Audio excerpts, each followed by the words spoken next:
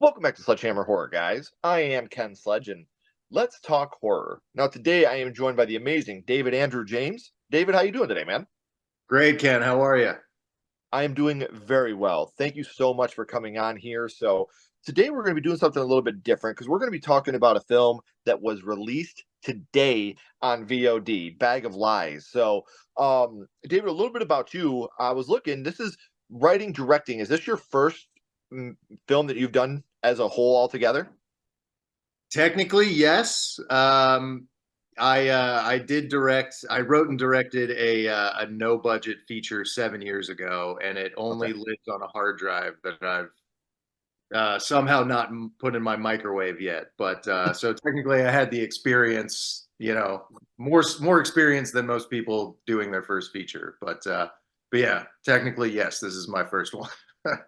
Well, I mean, and when you're doing your first film, like you said, especially your first feature that you're putting out there to the world, it can be very nerve-wracking. So, what was it like for you seeing this image go from the paper onto the screen with you at the directing helm?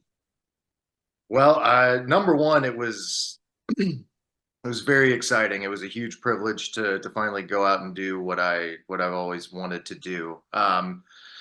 Yeah, normally, I mean, I work a lot in the film industry as other positions. I'm a little bit of a jack of all tradesmen. So I have seen a lot of first time directors kind of get the spaghetti knees. But just being I guess doing that grind, I wasn't really as nervous as I probably should have been. But yeah, no, it was a great experience. And I think just working a lot as a camera operator and as a grip for other people, it really kind of gave me I knew that what I was going to be asking for wasn't going to be impossible. It also kind of, we had a ceiling in terms of what our budget was and everything. So, no cranes, no steady cams, nothing wild. But yeah, it was a great time. Well, and especially the thing I love about horror is a lot of times it's better off when you don't have this huge budget that you can blow on all the CGI and stuff like that. When you got to keep it practical and you got to make it more lifelike, it turns out better in my opinion. I'm not saying CGI and VFX is bad, but when you can have just a low budget horror film, those are some of the best horror films that are around right now. The ones that aren't out there trying to make money because they're passion projects, and you can see that everybody from the cast to the director, everybody puts 100% into it because it's such a passion project. And um, because you were a part of the writing team for this, did that make it a little bit easier for you as well, sitting in the director's chair? I know you said, the things you've done on sets before have kind of prepared you for what was to come, but do you think having a part in the writing process really helped you to see that vision before it was on the screen? Yeah, absolutely. So Joe Zappa and Nick Laughlin were the original writers that well, I guess to even back it up further, Nick Laughlin wrote and directed this no budget short called Bag of Lies that I acted in. And so you Okay. can you can laugh at me on YouTube about that one. You can look that up. But anyways, Joe and I we got Nick's blessing to rewrite the short and make it, we were just going to put some money into the short and just do a festival run, and then I got the opportunity to do it as a feature. So they both had such experience that they wanted to work together. I fired myself. They wrote a couple of treatments and a draft, and then we were also well versed in the subject that when the two of them had to move on to other projects, because when that money when that money flows, they got to go. So by Right. the time that it came back to me for the final draft of the script, it definitely gave me a better sense of ease once I got on set. And the drafts that they wrote were just absolutely terrifying and scary, but the budget, holy budget Batman. Yeah. It was a huge thing. So when I took it, I gave it a little bit more of a psychological horror elements, and just try to kind of use the bag to prey on Matt's fear of losing his wife Claire. But yeah, so that but yeah, I mean, it was kind of like you're, as a director, you're kind of hired to like interpret this encyclopedia, and it helped being one of the writers of the encyclopedia. I was very Sure. uh, I had the luxury of being well versed on everything for everyone in their respective departments. And you touched on it a little bit, the fear of losing your wife. And for people that don't know, can you give us a little bit of a non-spoiler synopsis of the film? Yeah, absolutely. So, Bag of Lies is about a character named Matthew Quimby, whose wife is dying of cancer, and he meets a stranger who tells him that he has something that can make her better, and it's a giant burlap sack to his surprise. But anyways, the stranger Al, played by the wonderful Terry Tokentines, tells him, "Keep it in your house, do the ritual, don't talk to it, don't look at it, don't touch it, and she'll be better in 3 days."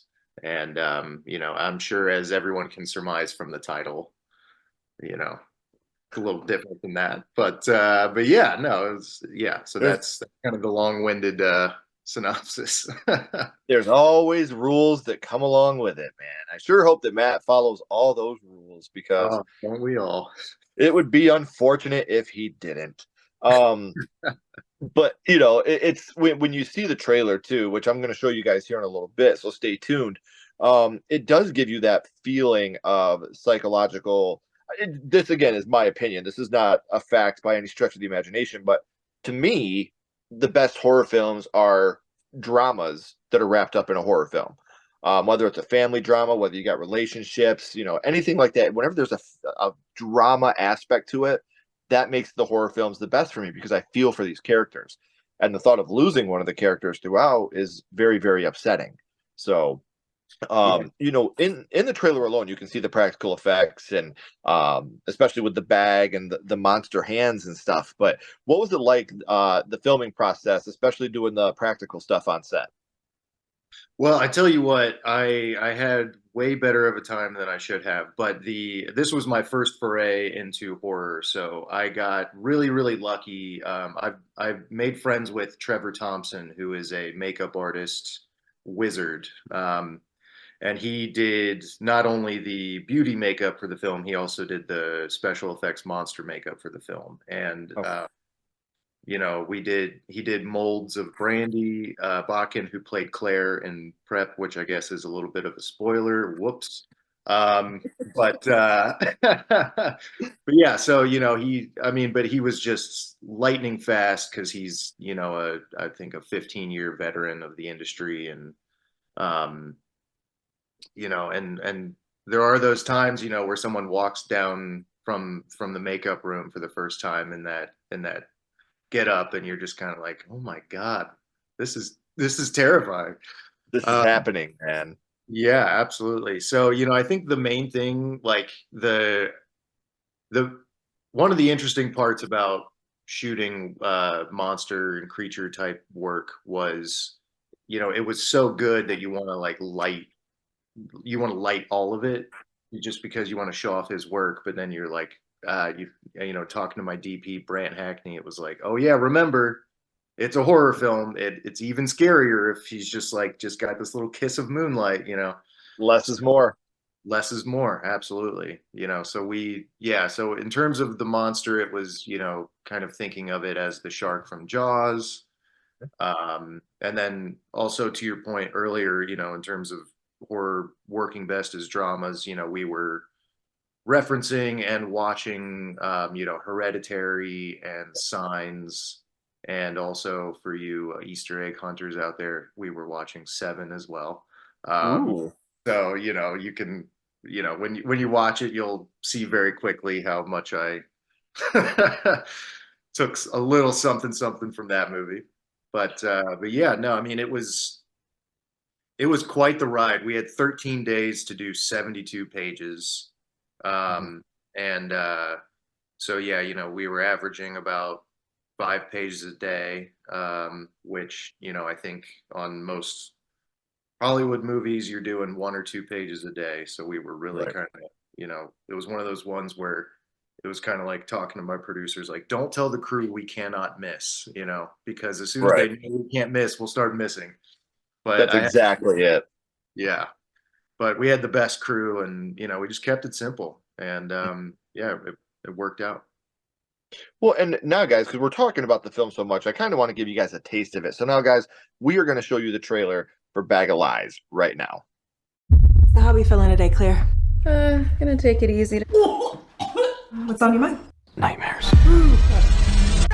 When did they start? Around the time she stopped chemo? I need you to live. What if I told you I found something that could fix all of our problems? What's the cost? There's 3 rules. Don't talk to it. This isn't funny! Okay. Don't look at it.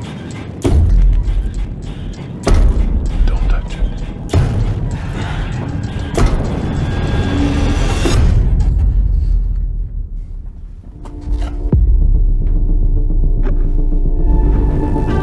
Hey!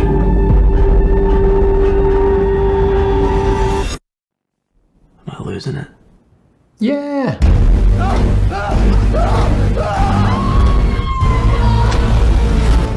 How's Claire?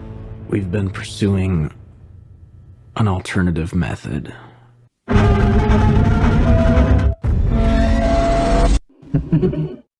So now you guys are up to speed on what we can expect out of this film. So, you were talking a little bit earlier about how you have to pound out pages upon pages upon pages. And that really comes down to, with the director and the cast, how important it is to be on the same team.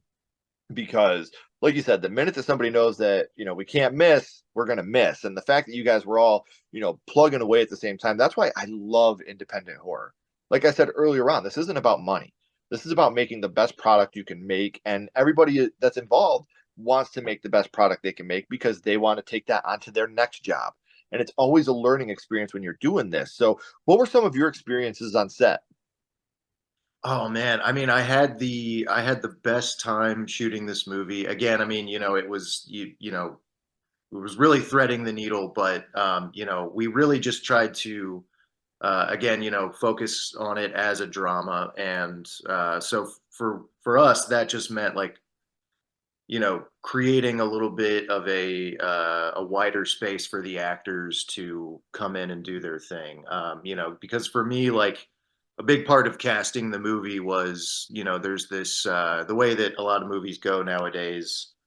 It's just kind of like people stand in a room and they just kind of hold still and talk, and that's that. And it's like, well, there's a little bit more of a traditional formalism to movie making that I wanted to bring back. So I wanted actors that could walk and chew gum. Was kind Right. of the thing. So it's like, yes, there are so many people who are really good at delivering a monologue in front of their iPhone for an audition, but can you open the door, walk in, put your keys down. Oh yeah, my wife is dying. I have to deal with that. So it was really, um, just kind of making sure that the crew was fast and efficient, decorating or lighting the sets, and then get the hell out. We got to get Patrick and Brandy in here to do their thing. So, Right.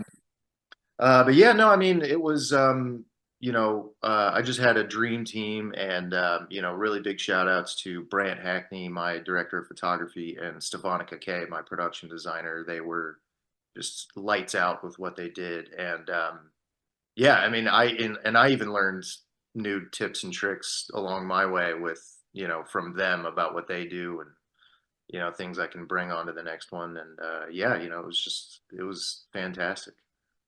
And I feel like when you're doing films like this, you are always learning. You never know everything. There's always going to be something else that comes up that you're going to have to zig when someone else is zagging. And that's what I love. Again, I know I've said this 1,000 times. And if you guys have watched my interviews, you'll hear me say it 1,000 more. Indie horror is absolutely 100% my favorite because of the passion that goes into it. And is there something that you can tell us, again, non spoiler, what are some of the expectations we can have of the film? So I think that, again, I mean, we'll see if it was to my credit or to my failure. It was definitely focusing it first and foremost as this like grounded drama that, in a world where it just so happens there's a little bit of magic. But anyways, I think so structurally the film is, kind of a psychological horror film for the first 2/3. and then it shifts gears and we get more into a monster movie to end it out. So I don't want to say it's like slow burn, but we tried to really kind of we really tried to um, invent new types of horror for the film, and nothing's original, but just trying to scare people in ways that you haven't seen before. So trying not to rip off anything. Yeah. So yeah, there's just strange phone calls, weird goings on. Did something happen? Did it not happen? Why there's weird people in my house, and also just damn good acting, in my opinion. I'm biased, but I think if you're a fan of watching actors act, you're not going to be disappointed. Well, and if you've ever had a family member going through any type of disease, you might want to try some experimental treatment that could possibly help them as well. So, that's just something to me. What's more horrific than that? The thought of losing a family member as someone that's been a husband since high school, that's been married for 18 years. What's scarier than the thought of losing my wife, or seeing my wife deteriorate? And then you add layers onto the real life horror. What's scarier than that? So Yeah. again, I'm always transparent with you guys. I have yet to see the film, and I'm very, very excited to see it. I did not want to see it before the interview because I wanted to have an honest interview before I went in, because my big problem is when I've seen something, I tend to spoil it for everybody else without meaning to. So I wanted to have this experience unspoiled after the interview. So we talked about how this really is your first feature, David, and what this movie means to you, obviously being your first feature. But here's the biggest part about that: it's not your last. And if you guys want to stay involved with David so you can see what he has coming up for us in the future as well, I do have his Instagram link down in the description. So make sure you're following him. And like I said, guys, the film is available today on VOD. So make sure you're checking it out. Let us know in the comments, what did you think of the film? What are some of your favorite parts of the film? What are some of the parts, non-spoiler, that got you the most? So I know NDAs do exist and things like that, David, but do you have anything coming up here in the future that you can tell us about, or is everything kind of under wraps right now? Everything's under wraps right now. I'm working on getting two different